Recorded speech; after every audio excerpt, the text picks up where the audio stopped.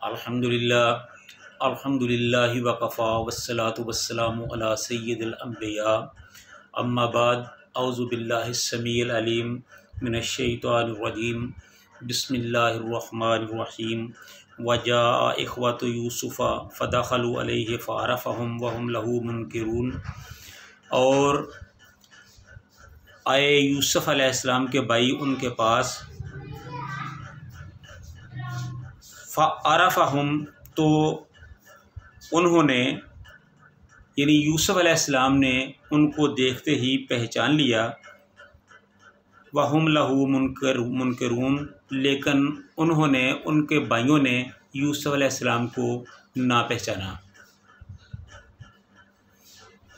जब मिस्र में कहत पड़ा तो कहत साली की वजह से लोगों के पास से राशन, अनाज और गल्ला वगैरह जो था वो ख़त्म हो गया।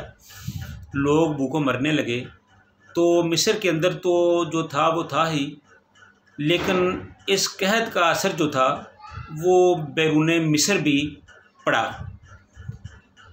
मिस्र के साथ वाले जो मुल्क थे, जिनमें शाम था, फ़लस्तीन था, किनान भी उसी का इलाका, फ़लस्तीन का ही एक इलाका था।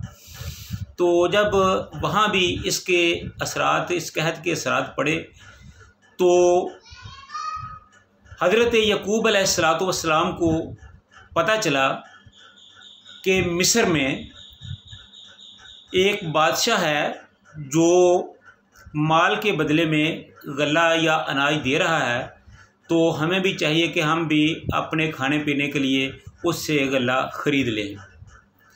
तो हज़रत यकूब अलैहिस्सलाम ने अपने 10 बेटों को गल्ला के लिए या अनाज के लिए मिस्र में भेज दिया और बिन्यामीन को ना भेजा, अपने पास अपनी खिदमत के लिए रख लिया।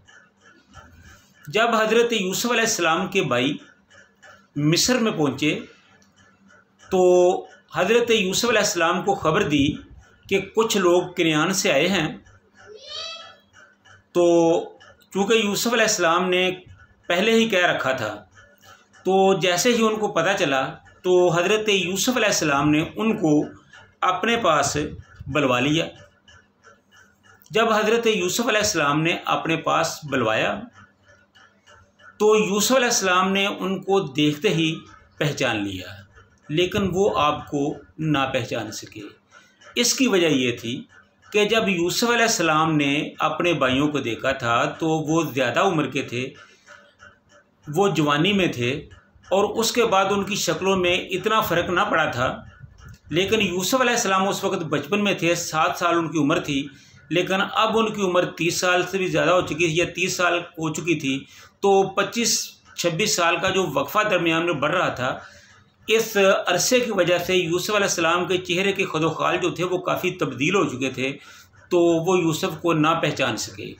और दूसरा ये था कि उनके तो वहमो गमान में भी नहीं था कि जिस यूसुफ़ को हमने कुएं में फेंक दिया था वो मिस्र का बादशाह बन जाएगा। तो इसलिए उनकी सोच ही उस तरफ ना जा रही थी। तो यूसुफ़ अलैहिस्सलाम ने जो उनसे गुफ्तगू की उसकी वजह से भी उनको एहसास ना हुआ, क्योंकि यूसुफ़ अलैहिस्सलाम ने बिल्कुल ही बेगाना बनकर उनसे गुफ्तगू की। पहले तो पूछा कि तुम कौन हो, कहाँ से आए हो, तुम्हारा नाम क्या है। तो उन्होंने उनके जवाब दिए कि हम किनान के रहने वाले हैं, हमारे बाप का नाम याकूब है जो अल्लाह के नबी हैं, और हम ख़ानदान नबूवत से तल्लुक़ रखते हैं, और ये हमारे नाम हैं। तो हज़रत यूसुफ़ अलैहिस्सलाम ने उनको और उन्होंने बताया कि उन्होंने पूछा कि तुम्हारा कोई और भाई भी है। तो उन्होंने कहा कि हाँ, हमारा एक और भाई भी है। तो हज़रत यूसुफ़ ने पूछा कि तुम उसको साथ क्यों नहीं लाए। तो उन्होंने जवाब दिया कि असल में उसका एक और भाई भी था जो छोटी उम्र में फौत हो गया था, तो हमारा बाप उसके साथ बेहद मोहब्बत करता था, तो उसकी वजह से वो परेशान रहता है। तो उस सदमे की वजह से वो उसको भूल नहीं पाया, तो वो अपने छोटे बेटे बिन्यामीन को अपने साथ ही रखते हैं। इससे उनका जो गम है वो ज़रा हल्का रहता है। तो हज़रत यूसुफ़ अलैहिस्सलाम ने उनको कहा कि चलो ठीक है, लेकिन जब तुम आइंदा आओगे ना तो फिर उनको अपने साथ लेके आना। और इसके साथ ही उन्होंने अपने जो मुलाजिम थे उनको कह दिया कि इनको अपना मेहमान समझो और इनके लिए बेहतरीन रहाइश और खाने का इंतज़ाम करो, बेहतरीन सहूलतें फ़राहम की जाएं, इनको हमसे कोई शिकायत नहीं होनी चाहिए। लिहाजा वो उनके पास रहे। उसके बाद जब उनको गल्ला वगैरह दे दिया तो उन्होंने अपना जो सामान था जिसके बदले में गल्ला लिया था वो उनको दिया। तो यूसुफ़ अलैहिस्सलाम ने अपने जो सिपाही थे, जो कारिंदे थे, उनको कहा कि इन लोगों ने जो हमें कीमत अदा की है वो कीमत जो है या माल जो है वो इन्हीं के कजामों में, इन्हीं के बोरों में दोबारा डाल दिया जाए, लेकिन इनको पता नहीं चलना चाहिए। तो इस तरह उन्होंने ऐसा ही किया। तो यूसुफ़ अलैहिस्सलाम जो थे उन्होंने उनको, अपने भाइयों को बड़े अच्छे तरीके से रुखसत किया। और जब रुखसत करने लगे तो उनको कहा कि देखो, वो जो तुम्हारा एक भाई है ना उसको तुमने लाजमी लेके आना है। अगर तुम उसको साथ लेके आओगे तो तुम्हें गल्ला मिलेगा, अगर तुम उसको साथ लेकर नहीं आओगे तो तुम्हें गल्ला नहीं मिलेगा, क्योंकि हम ये समझेंगे कि तुमने हमारे साथ झूठ बोला है, तुम्हारा कोई भाई है ही नहीं। और अगर तुम उसे ना लाए तो फिर तुमने हमारे करीब भी नहीं आना, तुम्हें गल्ला भी नहीं मिलेगा, तुमने हमारे सामने भी नहीं आना, बल्कि हमारे करीब भी नहीं पटकना। तो इसलिए उनको सख्ती से ये कह दिया कि आइंदा जब आओगे तो बिन्यामीन को अपने साथ लेके आना। तो इस तरह यूसुफ़ अलैहिस्सलाम के जो भाई थे वो गल्ला लेकर कनान की तरफ वापस चले गए। जब वो अपने घर में पहुँचे तो हज़रत याकूब अलैहिस्सलाम ने उनसे पूछा कि बादशाह कैसा है। तो उन्होंने उनकी बहुत तारीफ़ की और कहा कि वो बादशाह बहुत अच्छा है। हज़रत याकूब ने पूछा कि उसका दीन क्या है। तो उन्होंने कहा कि उसका दीन वही है जो हमारे वाला है, हमारा ही दीन उसका दीन है। तो उन्होंने हमारी बहुत खिदमत भी की है और हमें गल्ला भी दिया है, और हमें ये भी कहा है कि आइंदा जब तुम साथ आओगे तो बिन्यामीन को साथ लेके आना। पहले तो अपने बाप को हमारी तरफ से सलाम कहना, और फिर जब तुम आओगे तो बिन्यामीन को अपने साथ लेके आना, हम आपको ज़्यादा गल्ला देंगे।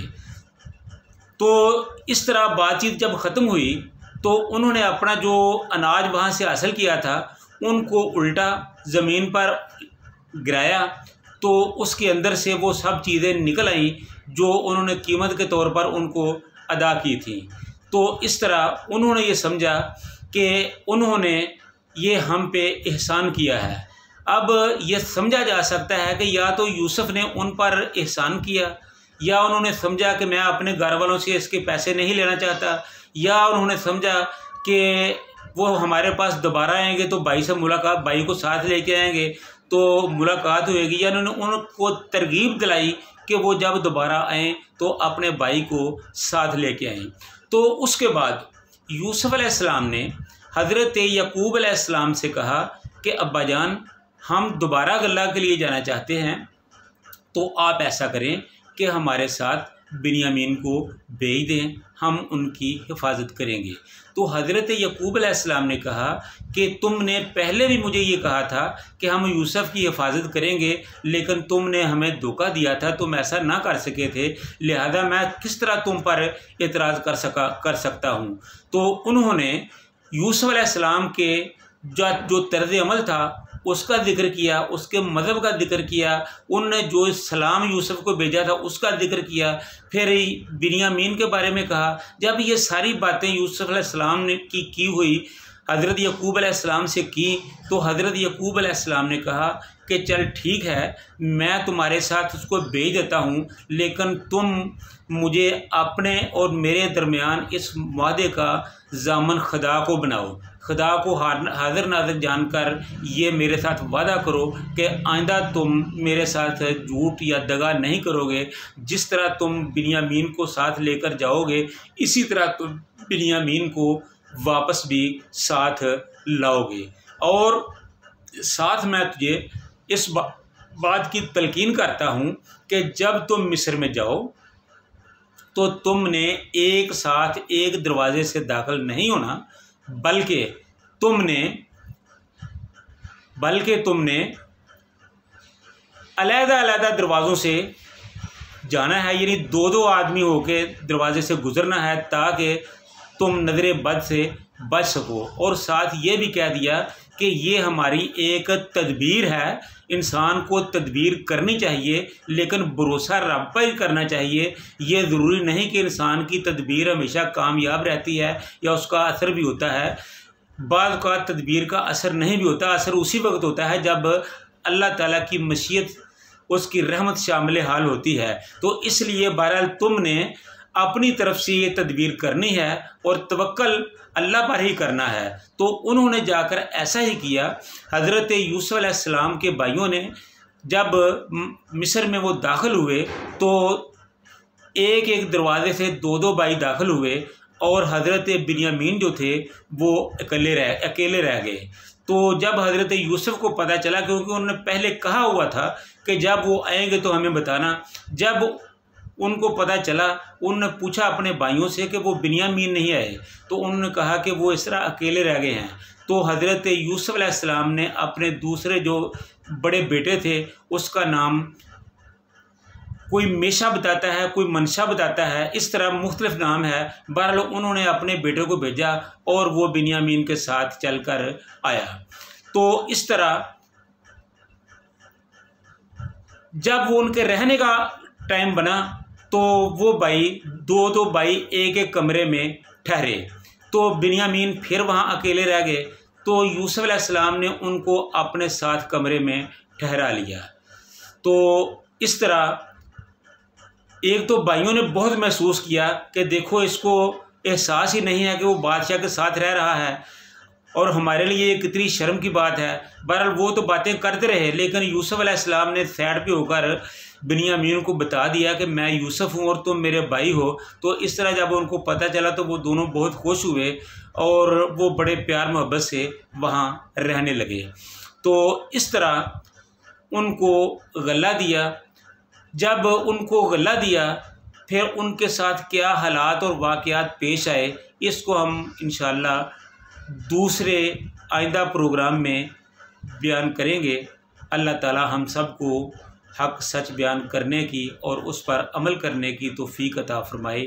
व आखिरु दावाना अल्हम्दुलिल्लाहि रब्बिल आलमीन।